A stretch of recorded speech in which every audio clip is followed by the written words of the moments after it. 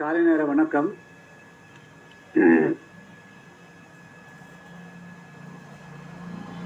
கள்ளக்குறிச்சியில் விஷசாராயம் அருந்தி உயிரிழந்த 63 பேருடைய மரணத்திற்கு உண்மை காரணமானவர்களை கண்டுபிடிக்க வலியுறுத்தி தமிழகத்தில் பெரும்பாலான அரசியல் கட்சிகள் பல்வேறு விதமான போராட்டங்களை நடத்தி வருகிறார். தமிழகத்தினுடைய சட்டத்தில் பிரதான எதிர்க்கட்சியாக இருக்கக்கூடிய அதிமுக 56வது விதியின் கீழ் அவையை ஒத்திவைத்து விவாதிக்க வேண்டும் என்ற கோரிக்கை நிராகரிக்கப்பட்ட காரணத்தினால் அதைத் தொடர்ந்து ஏற்பட்ட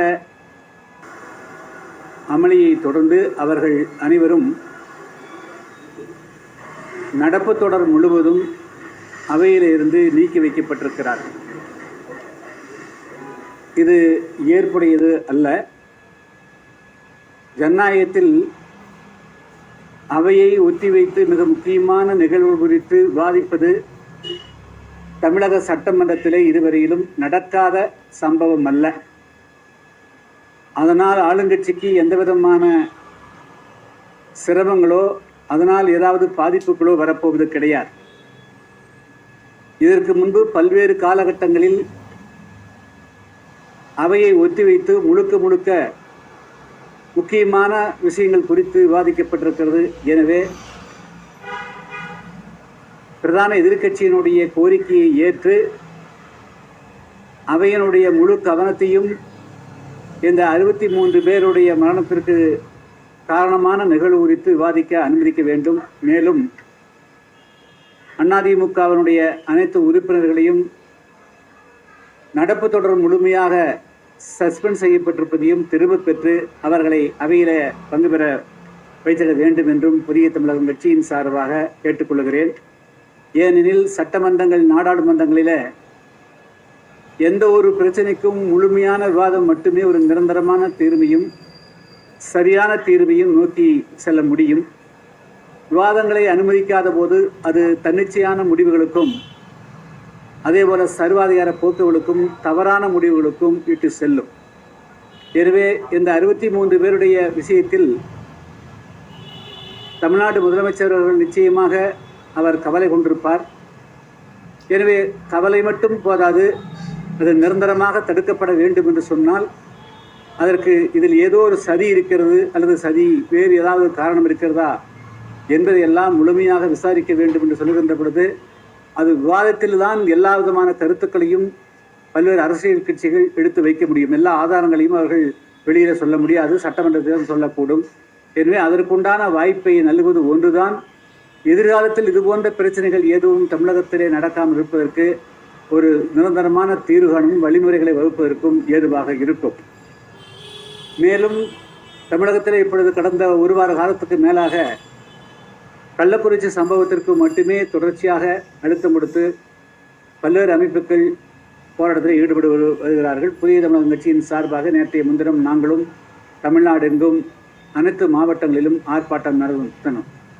ஆனால் இந்த கள்ளக்குறிச்சி சம்பவத்தை தனித்து பார்க்காமல் இது ஒட்டுமொத்தமாக தமிழகத்திலே தொடர்ந்து பல்வேறு 10 ஆண்டுகளாக ஏறக்குறைய 30-40 வருடங்களாக இருந்து வரக்கூடிய ஒரு தீமையினுடைய தொடர்ச்சி என்ற அடிப்படையில் தமிழகத்தில் இதுபோன்று மதுவினால் கொத்தாக ஏற்படக்கூடிய மரணங்களோ அல்லது தனித்து ஏற்படக்கூடிய மரணங்களோ எதுவாக இருந்தாலும் தடுத்து நிறுத்தப்பட வேண்டும் என்று சொன்னால் தமிழகத்தில் பூரண மதுவிலக்கு ஒன்றேதான் தீர்வாக அமைய முடியும். எனவே இதற்கு ஒத்த கருத்துடைய ஏறக்குறைய 100க்கு மேற்பட்ட அமைப்புகளோடு நான் தொடர்ந்து கடந்த ஒரு வார காலமாக தொடர்பில் இருக்கிறேன். ஜூலை மாதம் 6ஆம் தேதி அதாவது தமிழகத்தில் கள்ளச்சாராயங்கள் இனிமேல் தமிழகத்தில் தலைதூக்காமல் இருக்கவும் அரசால் இருக்கக்கூடக்கூடிய சாராயத்தாலும் ஏற்படக்கூடிய பாதிப்புகளை தவிர்க்கவும் தமிழ்நாட்டில் பூரண மதுவிலக்கை அமல்படுத்த வேண்டும் என்று வலியுறுத்தக்கூடிய வகையில் ஜூலை மாதம் 6ஆம் தேதி அதாவது முழு மதுவிலக்கை வலியுறுத்தக்கூடிய ஒத்த கருத்துக்கூடிய அமைக்கக்கூடிய ஆலோசனை கூட்டம் எனது தலைமையில் வரக்கூடிய ஜூலை மாதம் 6ஆம் தேதி கோவையில் நடைபெற இருக்கிறது. அதில் பல்வேறு அமைப்புகள் கலந்து கொள்வதற்காக யார் யார் கலந்து கொள்ள இருக்கிறார்கள் என்பதை இன்னும் ஓரிரு நாளில் பட்டியலில் நான் வந்து அறிவிக்க இருக்கிறேன்.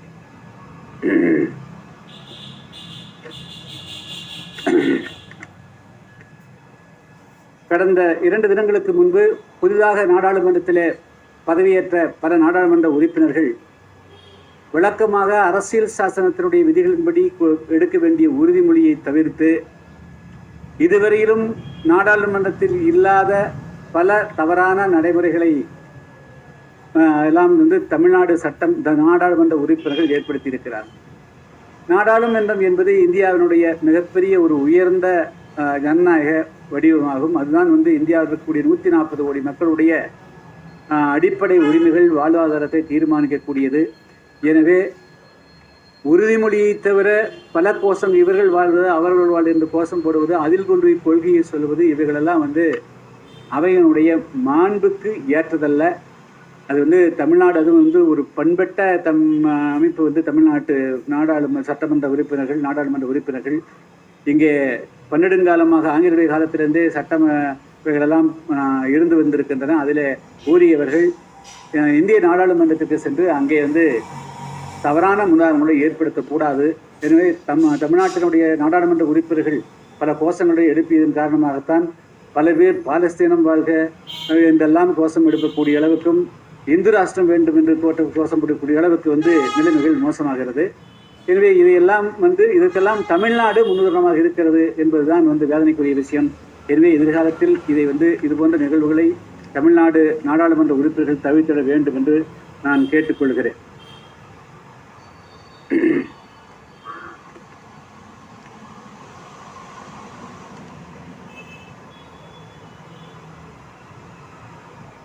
கடந்த மே மாதத்தில் இந்தியாவெங்கும் ஏறக்குறைய 22-23 லட்சம் மாணவர்கள் நீட் அதாவது மருத்துவ படிப்புக்காக வந்து நுழைவுத் தேர்வு எழுதினார். என்றுமில்லாத அளவிற்கு இந்த முறை பல்வேறு முறைகேடுகள் அந்த நீட் தேர்வில் நடைபெற்றதை குறிப்பிட்டு மாணவர்களே குறிப்பாக பீகாரிலும் உத்தரப்பிரதேசத்திலும் டெல்லியிலும் ராஜஸ்தானிலும் போராட்டம் நடத்தக்கூடிய அளவுக்கு சூழ்நிலைகள் உருவாகியிருக்கிறது. இப்பொழுது இந்த நீட் தேர்வை நேஷனல் டெஸ்டிங் ஏஜென்சி என்ற ஒரு அமைப்பு இந்தியாவினுடைய உயர்கல்வித்துறையின் கீழ் இருக்கக்கூடிய ஒரு அமைப்பாகும். ஆனால் இந்த அமைப்புக்கு வந்து ஒரு ஸ்டாச்சுட்டரி, அதாவது அரசியல் சாசன பாதுகாப்பு இருக்கிறதா அல்லது இந்தியாவுடைய நாடாளுமன்றத்தின் சட்டத்தின் மூலமாக இந்த அமைப்பு உருவாக்கப்படுதா என்று சொன்னால் இல்லை. இது வெறும் ஒரு சொசைட்டி ஆக்ட், ஒரு சமூகமே ஒரு ட்ரஸ்ட் பதிவு பண்ணுவது போல தான் இந்த அமைப்பு பதிவு செய்யப்பட்டிருக்கிறது. தவிர இது வந்து ஒரு யூபிஎஸ்சி அதாவது யூனியன் பப்ளிக் சர்வீஸ் கமிஷன் போன்று வந்து ஒரு வலுவான நாடாளுமன்ற சட்டத்தின் கீழ் இந்த அமைப்பு உருவாக்கப்படவில்லை. எனவே இந்த அமைப்பு முற்றாக கலைக்கப்பட வேண்டும். லட்சக்கணக்கான கோடிக்கணக்கான மாணவருடைய எதிர்காலத்தை தீர்மானிக்கக்கூடிய அமைப்பு சட்ட வடிவம் பெற வேண்டும், சட்ட வலுப்பெற வேண்டும். அப்பொழுது மட்டுமே மாணவர்களுடைய எதிர்காலம் பாதிக்கப்படாமல் இருக்கும் நம்பிக்கையோடு அந்த தேர்வை எழுதுவார். எனவே நேஷனல் டெஸ்டிங் ஏஜென்சி இப்பொழுது இருக்கக்கூடிய இந்த அமைப்பு வந்து முற்றாக நீக்கப்பட வேண்டும், கலைக்கப்பட வேண்டும்.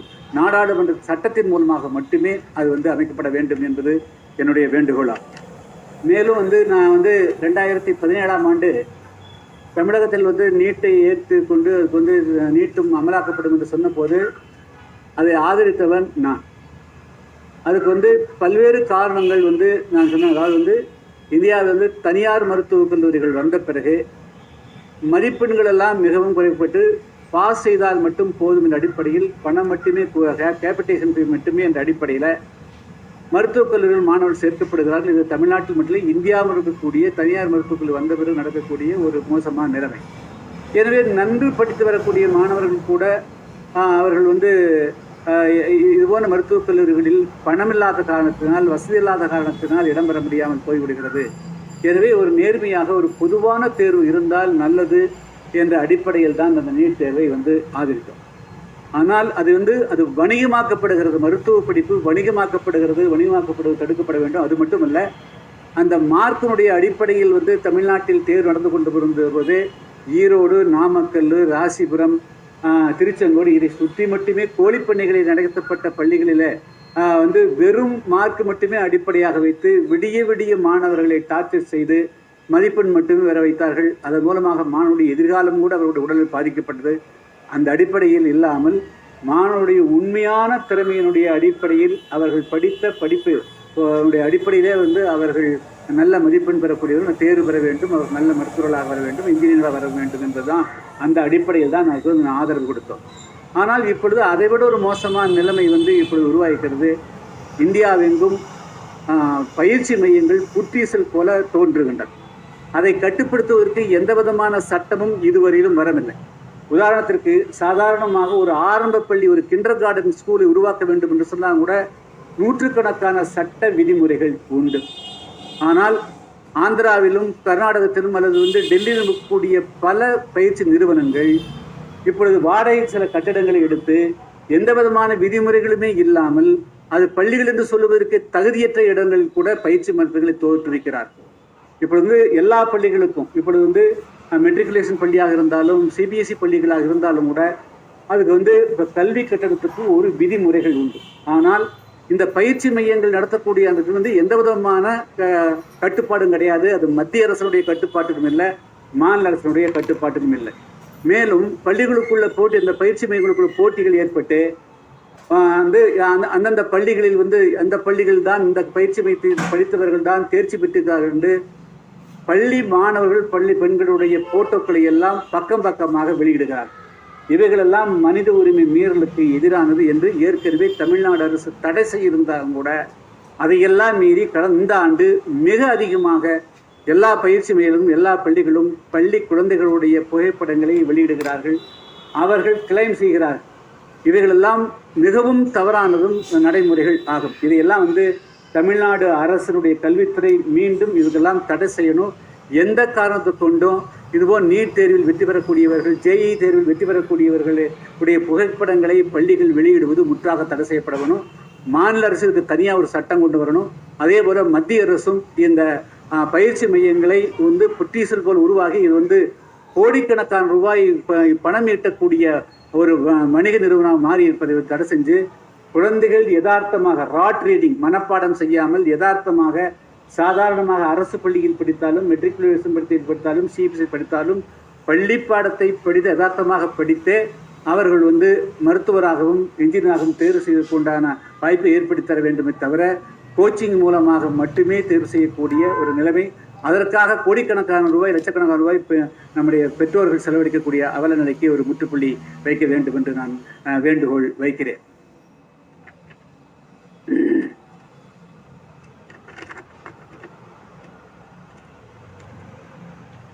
அடுத்து இப்போ இந்திய அரசு முழு வழக்கறிஞர்கள் இந்தியா முழுவதும் இந்திய அரசனுடைய குற்றவியல் சட்டங்கள் 3 சட்டங்கள் ஜூலை 1ஆம் தேதி முதல் அமலாக்கப்பட இருக்கின்றன. அந்த சட்டங்களுடைய நோக்கம் சரியானது. ஆனால் அந்த சட்டங்கள் எல்லோராலும் எளிதில் சொல்லக்கூடிய அளவுக்கு இல்லாமல் அவைகள் முழுக்க இந்தியிலே இருக்கின்றன. இதனால் வெறும் ஆங்கிலத்தில் இருந்த சட்டங்கள் முழுக்க இந்தியிலே மொழிபெயர்க்கப்பட்டிருக்கிற என்ற காரணத்தினால அந்த சட்டங்களை எளிதாக பொதுமக்களும் அதை புரிந்து கொள்ள முடியாது, வழக்கறிஞர்களாலும் புரிந்து கொள்ள முடியாது. எனவே பெயரில் என்ன இருக்கிறது என்று விட்டுவிடாமல் அதை ஏற்கனவே சட்டங்களுடைய சரத்துக்களை, அதாவது இப்பொழுது பாலியல் வன்கொடுமை ஈடுபடுவர்களுக்கு மரண தண்டனை தான் சொல்லியிருக்கிறார்கள். அதெல்லாம் வேறு விஷயம். ஆனால் இந்த சட்டத்துடைய பெயரை கூட உச்சரிப்பதற்கு முடியாமல் இருக்கக்கூடியது எந்த விதத்தில் நியாயமில்லை. எனவே அந்த வழக்கறிஞருடைய கோரிக்கை நியாயமானது. அந்த அடிப்படையில் அந்த பெயர்களை அனைத்து இந்தியாவிற்குரிய அனைத்து மொழி பேசக்கூடியவர்களும் அனைத்து தரப்பிலும் எளிதாக பேசக்கூடிய வகையில் ஏற்கனவே இருந்த நடைமுறையை தொடர வேண்டும் என்பதே எமது வேண்டுகோள் ஆகும்.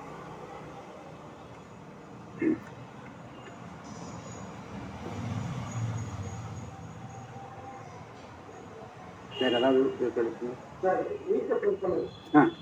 மத்திய அரசும் சரி மாநில அரசும் இதை வணிக ரீதியாக கொண்டு போறாங்க.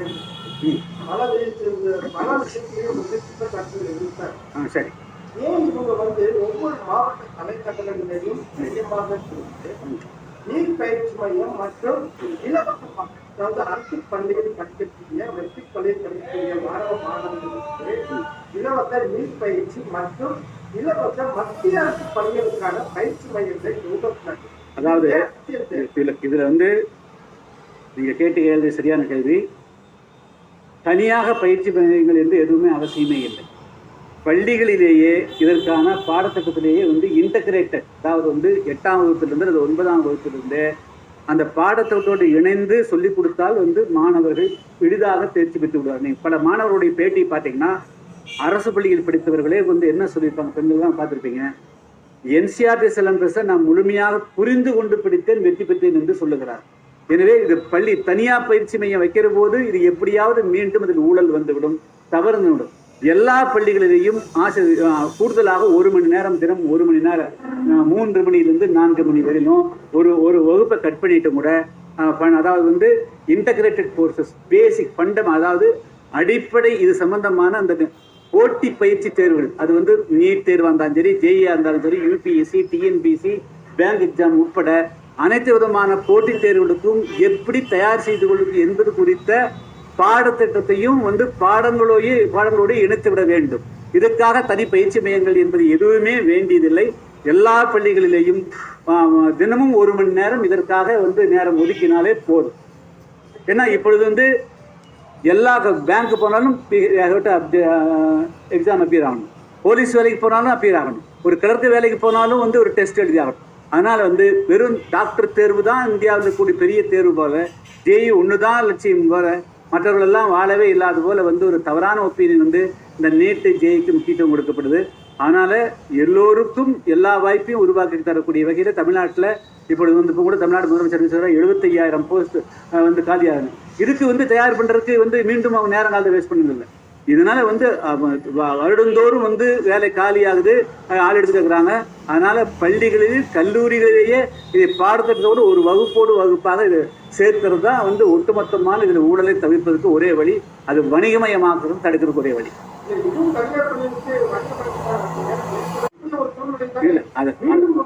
இல்லை அரசு பள்ளிகளிலேயே அதை செய்யணுங்க. அரசு பள்ளிகள், தனியார் பள்ளிகளில் ஒரு வகுப்பு, ஒரு கிளாஸ் 8 பீரியடில் ஒரு வகுப்பு வந்து இதுக்காக இருக்கணுங்கிறது கட்டாயமாக எல்லா பள்ளிகளிலும் வர்றபோது இதுக்காக யாரும் தனி கட்டணம் வசூலிக்க வேண்டிய அவசியம் வராது. அப்படி ஏதாவது பள்ளிகள் வசூலித்தால் அது வந்து அது மாதிரி நடவடிக்கை எடுக்கணும்.